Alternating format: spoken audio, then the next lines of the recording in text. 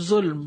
سعید بن زید رضی اللہ عنہ روایت کرتے ہیں، میں نے رسول اللہ صلی اللہ علیہ وسلم کو فرماتے ہوئے سنا، جو شخص ظلم سے کسی کی زمین کا کچھ حصہ لے گا تو قیامت کے دن اسے 7 زمینوں کا طوق پہنایا جائے گا۔ گویا کسی کی جائیداد پر ظالمانہ طور پر قبضہ کرنا اپنے آپ کو بہت بڑی مصیبت میں مبتلا کرنا ہے۔ یہ حدیث سعید بن زید رضی اللہ عنہ سے ہے۔ سعید بن زید عشرہ مبشرہ میں سے تھے، وہ 10 لوگ جن کو جنت کی بشارت دی گئی تھی۔ ان کا ایک خاتون سے جن کا نام عروہ بن اویس تھا، ان سے زمین کے معاملے پر جھگڑا ہوا۔ اس خاتون نے ناحق طور پر کہا کہ سعید نے میری زمین پہ قبضہ کر لیا ہے، جس پر حضرت سعید نے کہا کہ میں بھلا یہ قبضہ کیسے کر سکتا ہوں جبکہ میں نے رسول اللہ صلی اللہ علیہ وسلم کو یہ فرماتے ہوئے سنا ہے کہ جو شخص ظلم سے کسی کی زمین کا کچھ حصہ لے گا تو قیامت کے دن اسے 7 زمینوں کا طوق پہنایا جائے گا۔ اور پھر ساتھ ہی یہ کہا کہ اگر یہ خاتون جھوٹی ہے اور میں سچا ہوں تو میری اس کے لیے دعا یہ ہے کہ یہ اندھی ہو کر مرے اور اپنی ہی زمین پہ مرے۔ تو ان کی یہ بات پوری ہو گئی۔ وہ خاتون جب بڑی عمر کو پہنچی تو نابینا ہو گئی، اور دوسرا یہ کہ وہ اسی زمین میں ایک گڑھے میں گری اور اسی کے اندر فوت ہو گئی اور وہی اس کی قبر بن گئی۔ حدیث کی تفصیل یہ ہے کہ جس نے ظلم سے زمین میں سے کچھ لیا، یعنی کسی کی زمین ہے، کسی کی ملکیت ہے اور اس پر ناجائز قبضہ کر لیا، اور قبضہ کرنے والا کوئی بھی ہو سکتا ہے۔ یہ بھائی بھی ہو سکتا ہے جو بھائی کی زمین پہ قبضہ کر لے، یہ بھائی ہو سکتا ہے جو بہنوں کی زمین پہ قبضہ کر لے، یہ کوئی ہمسایہ ہو سکتا ہے جو کسی ہمسائے کی زمین کو ناحق ہتھیا لے، یہ کوئی لینڈ مافیا ہو سکتا ہے کہ جو خالی پڑی زمینوں کو دیکھ کر ان کے اوپر جا کر قبضہ کر لے اور اپنا حق جتانے لگے یا ان کو آگے بیچ دے۔ تو یہ کوئی بھی ایسا طریقہ کہ جس سے لوگوں کے مال ناجائز طریقے پر کھائے جائیں، یہ قرآن سنت کی تعلیمات کی صریحاً مخالفت ہے۔ ہمارا دین ہمیں عدل و انصاف کا حکم دیتا ہے، ان اللہ یأمرکم بالعدل والاحسان وایتاء ذی القربی، بے شک اللہ تمہیں عدل کا، احسان کرنے کا اور رشتہ داروں کو دینے کا، یعنی ان کے حقوق ادا کرنے کا حکم دیتا ہے، اور اس کے برعکس ہمیں منکر سے، فحش سے اور بغی یعنی دوسروں پر زیادتی کرنے سے منع کرتا ہے۔ تو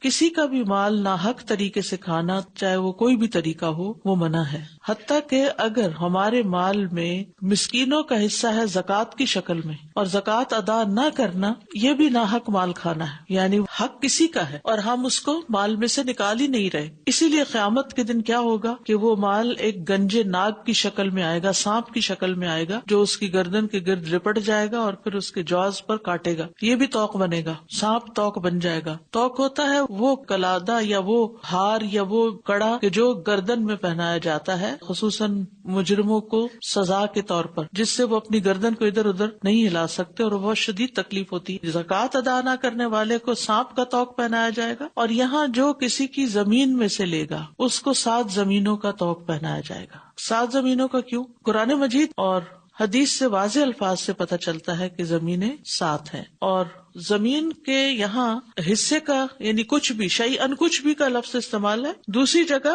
ایک بالشت کا لفظ استعمال ہے۔ بالشت کہتے ہیں چھوٹی انگلی سے لے کر انگوٹھے تک جتنا فاصلہ بنتا ہے۔ اب یہ ہے کہ جو اتنی بھی زیادتی کرے گا اس کو زمین میں دھنسایا جائے گا اور اس زمین کو توق کی طرح گلے میں ڈال دیا جائے گا، اور صرف ایک زمین میں نہیں، 7 زمینوں کا توق اس کے گلے میں۔ تو ظاہر ہے گردن بھی اتنی بڑی پھر ہو جائے گی، اور پھر یہ بھی ہو سکتا ہے کہ اس کو کنڈینس کر کے اس کی گردن میں ڈال دیا جائے کہ جس سے وہ وزن اس کو محسوس ہو، وہ تکلیف اس کو محسوس ہو، اور یہ بھی ہو سکتا ہے کہ وہ 7 توق ہوں ایک کے بعد ایک زمین کا، اور یہ بھی ہو سکتا ہے کہ وہ 7 ایک جگہ جمع کر دیے جائیں، اللہ عالم، لیکن سزا بہت سخت ہے۔ ہر مومن پر دوسرے مومن کا مال حرام ہے، کسی کا بھی ناحق مال لینا جائز نہیں۔ ابو حمید ساعدی رضی اللہ عنہ روایت کرتے ہیں کہ رسول اللہ صلی اللہ علیہ وسلم نے فرمایا، کسی شخص کے لیے اپنے کسی بھائی کا مال ناحق لینا جائز نہیں۔ یہ اس لیے ہے کیونکہ اللہ نے ایک مسلمان پر دوسرے مسلمان کا مال حرام قرار دیا۔ اسی طرح ہنسی مذاق میں بھی آپ کسی کا مال نہیں لے سکتے۔ اگر کوئی ایسا کرتا ہے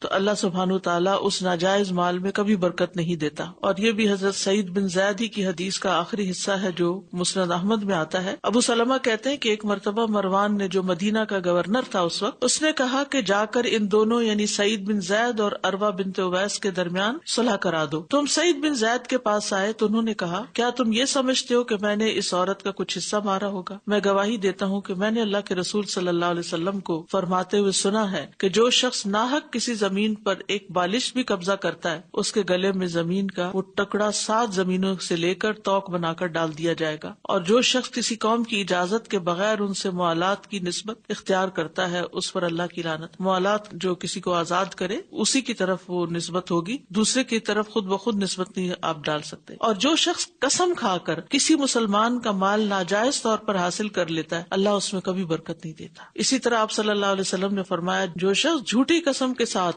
کسی مسلمان کا مال حاصل کرے اس کے دل پر ایک سیاہ نقطہ ہوگا جس کو قیامت کے دن تک کوئی چیز تبدیل نہیں کر سکتی. اور صرف زمین نہیں بلکہ اگر کسی کا کوئی کپڑا یا کھانے کا لقمہ بھی یا کوئی گولڈ کی چیز یا کوئی چھوٹی چھوٹی کوئی بھی چیز انسان ناحق لیتا ہے، چاہے چپکے سے لے لے، چھپا کے، یا ہیرا پھیری کر کے لے، یا ڈائریکٹ ڈاکہ ڈال کے لے، کوئی بھی صورت جو ہے وہ جائز نہیں ہے کہ کسی کا مال ہتھیایا جائے. مستورد کہتے ہیں کہ نبی صلی اللہ علیہ وسلم نے فرمایا جس نے کسی مسلمان کا ناحق ایک لقمہ کھایا اللہ عز و جل اسے اتنا ہی جہنم میں سے کھلائیں گے. جس نے کسی مسلمان کا ناحق کپڑا پہنا تو اللہ تعالیٰ اس سے اسی کے بقدر جہنم میں سے کپڑا پہنائیں گے. اور جو کوئی کسی مسلمان کے ساتھ دکھلاوے والی جگہ پر کھڑا ہوگا تو اللہ عز و جل اسے قیامت کے دن دکھلاوے کے مقام پر ہی کھڑا کریں گے. یعنی شو آف کرنا اپنے نیکیوں کی، اپنے اعمال کی، اور یہ بھی منع ہے. اور اسی طرح ایک اور حدیث میں آتا ہے جو شخص جھوٹی قسم کھائے تاکہ کسی کا مال جو اس کے ذمہ واجب ہے اس کو ہضم کر لے تو وہ اللہ سے اس حال میں ملے گا کہ اللہ اس پر ناراض ہوگا. اس لیے